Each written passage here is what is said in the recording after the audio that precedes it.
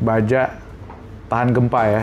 Grup perusahaan Ibu ini kan sudah 50 tahun ya. Namanya apa tuh, Bu? Kalau di pasar itu kita lebih dikenal dengan nama Gunung Garuda. Gunung Garuda. Tahun lalu kita diakuisisi oleh Yamato Group. Ya. Yamato Group ini sendiri udah berekspansi ke 6 negara.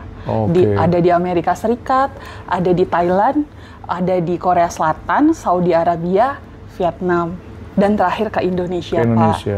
Mereka fokus pada baja profil section seperti IWF dan Habim. Ciri khas dari Garuda Yamato Steel ini baja tahan gempa ya?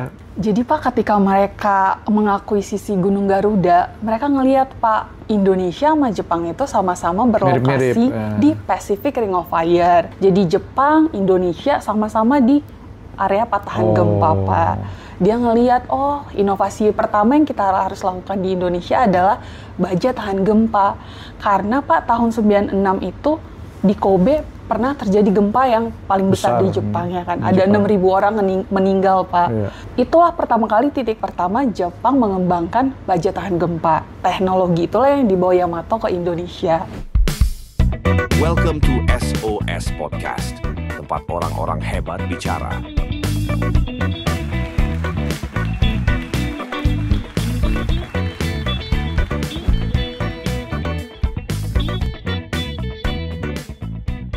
Welcome to SOS Podcast, Sinergi Open Talk Session, tempat orang-orang hebat bicara. Nah, kebetulan kita hari ini ada wakil dari Garuda Yamato Steel, baja tahan gempa, Bu ya? Yes, Bapak. Itu bentuknya memang sama nggak sama baja yang lain sih, Bu? Apa ada beda? Tahan gempa itu maksudnya apa ya, Bu ya? Mungkin aku jelasin sedikit tentang baja ya, Pak ya. Jadi baja itu dikenal lewat grade-nya. Sebelum Yamato datang ke Indonesia, semua manufacturer section memproduksi baja dengan grade SS. Itu artinya apa, Bu? Chemical composition. Pak. Chemical composition. Jadi SS grade ini sendiri dikembangkan tahun 1900. Jadi teknologinya adalah teknologi yang udah paling tua, Pak, di Jepang. Tahun 96 terjadi gempa di Jepang, mulailah pemerintah Jepang mengembangkan SN grade. Paling cocok untuk tahan gempa. Jadi SN grade ini sendiri adalah teknologi tahun 2000. Dari Jepang kita adopsi ke Indonesia. Garuda Yamato Steel ini bidang usahanya apa aja gitu? Garuda Yamato Steel sendiri adalah pabrik baja manufacturer yang khusus memproduksi hot roll section. Kenapa disebut hot roll? Karena dia lewat rolling, Pak, ngebentuknya. Mulai dari raw material sampai dia menjadi baja structure seperti IWF, Habim, Siku, dan juga UNP. Nah, baja-baja ini digunakan untuk konstruksi sebagai kolom, sebagai atap juga, Pak. Jadi ini ada berapa banyak jenisnya, Bu ya? Secara jenis kita produksi 4 sih, Pak, saat ini. Jenis? IWF, Habim, Siku. Siku itu paling contohnya adalah transmission towernya PLN. Itu pakai Siku dibangunnya, Pak. Keempat adalah UNP. UNP itu kayak bentuk U gitu, Pak. U itu standar ya. Biasanya di mana-mana saya lihat tuh baja itu U kan. Betul, Pak. Oke, jadi sebenarnya kalau kita lihat sebenarnya produk Ibu ini bedanya sama kompetitor apa ya? Yang membedakan kita dari kompetitor adalah, Pak, pertama tadi dari segi grade, kedua dari segi teknologi melting, ketiga kita lebih green, keempat TKDN kita paling tinggi. Kalau dari segi grade, semua manufacturer section di Indonesia SS400, reguler ya, Pak. Tapi untuk Garuda Yamato Steel, kita membedakan diri kita differentiate GWS from the market dengan mengeluarkan special grade baja tahan gempa. Perbedaan lainnya apa? Ada lagi nggak dengan kompetitor? Baja tahan gempa ini sendiri kan lebih aman ya, Pak. Kita betul. pengen memberikan ke masyarakat itu baja yang aman dan juga bisa save cost. Karena itu kita berinovasi dengan baja tahan gempa plus. Yang kedua dari sisi peleburan, Pak. Baja ini kan kalau dari sisi peleburan ada yang menggunakan electric arc furnace, ada yang menggunakan blast furnace. Bedanya apakah? Kalau kita, Pak, pakai electric arc furnace, artinya kita dari baja tua, Pak. Misal ada bangunan yang udah tua dibongkar, kita pakai ini baja untuk sebagai bahan baku kita. Jadi recycle material, Pak. Dari barang yang rusak bisa dijadikan jadi barang prime finish good lagi. Di Indonesia, dari sisi manufacturer section cuman kita Pak yang memproduksi dari mulai dari baja tua sampai nanti dia jadi baja IWF Habim. Yang lainnya mereka mungkin import dari luar. Kedua Pak, karena kita mengolahnya mulai dari scrap atau baja tua, artinya baja kita lebih green Pak. Kita kan mau menyukseskan pemerintah ya Pak, mau net zero, iya. Jadi baja kita juga lebih green. Ketiga, karena dari end to end, mulai dari raw material, semi finish good, sampai finish good, kita source locally Pak. Lokal konten kita atau TKDN kita tuh pasti paling tinggi Pak. Dan tentu harganya katanya lebih berapa? Save 20% atau gimana? Maksudnya apa tuh? Yes, jadi Pak, ketika sebenarnya kita mulai inovasi baja tahan gempa ini tahun 2024. Tahun 2025, Februari kemarin kita baru launching baja tahan gempa plus.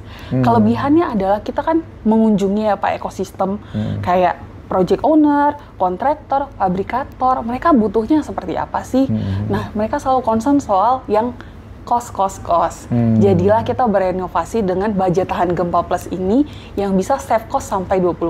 20%. Jadi berarti perusahaan-perusahaan konstruksi mesti cari ibu nih, karena kan bisa menghemat 20% ya? Betul sekali Pak, 20% hemat, project construction-nya juga dan cepat. Tahan gempa lagi ya kan? Oke Bu, mengingat construction player di Indonesia ini cenderung fokus pada produk dengan harga murah ya Bu ya. Bagaimana strategi JS untuk penetrasi pasarnya nih Bu? Dari JS sendiri Pak, kita ada 2 strategi. Pertama adalah differentiate product, kedua adalah engage dengan ekosistem konstruksi. Dari segi differentiate product, kita itu di JS menawarkan 2 produk Pak. Reguler SS400 ada, premium product tahan gempa dan tahan gempa plus ada. Kalau misalnya customernya ingin yang lebih ekonomis, tapi kualitas tinggi, JYS punya reguler SS400. Kalau ingin yang premium product dan hemat 20%, JYS ada tahan gempa plus. Kedua Pak, nggak cuman menawarkan produk, kita juga actively communicate our brand ke whole ecosystem. Jadi sebagai pabrik, kita nggak cuman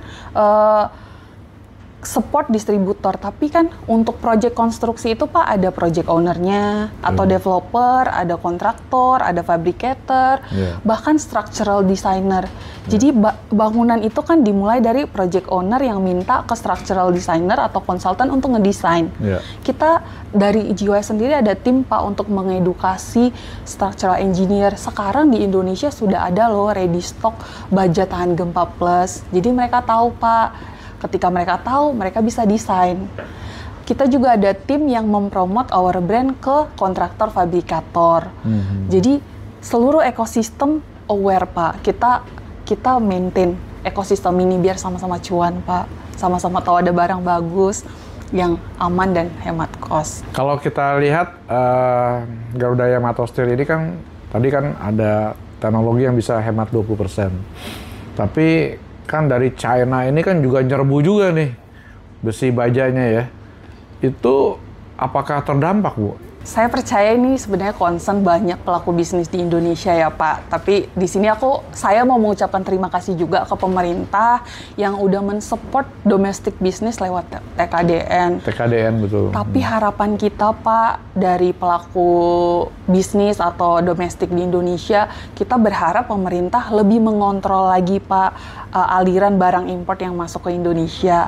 Dan kedua adalah meningkatkan TKDN. Kalau persentasenya naik Pak, pasti itu akan sangat membantu pelaku bisnis lokal kan Pak. Pabriknya ini ada di mana Bu ya? Pabrik kita sendiri di Cikarang Pak. Cikarang? Iya, di Cikarang Barat. Jadi untuk kayak pembuatan baja itu sendiri, yang pertama blast furnace dulu aku jelasin ya Pak. Blast furnace itu dia nambang dari iron ore. Nanti dihangatkan atau di melting dengan batu bara. Yang kedua ada namanya electric arc furnace, teknologinya JYS, itu ngambil dari recycle material. Misal ada kapal yang udah nggak dipakai, potong-potong jadi baja tua Pak. Nah kita lebur ini baja dengan menggunakan IAF. Jadi energi meltingnya itu listrik Pak. Berarti kan lebih green ya Pak ya. Udah satu dari material berasal dari recycle material, lebih green juga. Kedua Pak, IAF ini Pak menghangatkan baja itu sampai suhu 1600 derajat.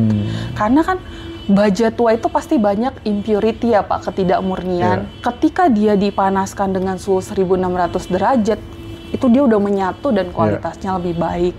Yang ketiga ada namanya induction furnace. Di Cina sendiri Pak yang paling banyak. Induction furnace ini udah dilarang dari 2017. Ketika dilarang, mereka akan pindah ke Indonesia. Dijual murah lagi ya? Betul Pak. Waduh. Dia cuma sampai 1000 derajat Pak. Jadi ini teknologi sebenarnya yang udah usang tapi masih digunakan lah ini di bisa negara. bikin gempa, kalau gempa jadi rubuh ya. Literally kasus di Thailand Pak. Ya yang Thailand itu kan, itu karena pakai yang sebenarnya di China-nya sendiri sudah nggak dipakai ya? Yes, Cina sendiri udah nggak pakai Pak. Oke Bu, terima kasih Bu sudah hadir di acara Synergy SOS Podcast. Ibu mungkin bisa sampaikan statement tentang Garuda Yamato Steel, Bu. Silakan Bu. Teman-teman sekalian, Indonesia berlokasi di zona rawan gempa. Oleh sebab itu, kalau mau bangun sesuatu, ingat Garuda Yamato Steel yang mengembangkan baja tahan gempa plus dan juga hemat kos 20%. Oke, terima kasih Bu Betty sudah hadir di SOS Podcast.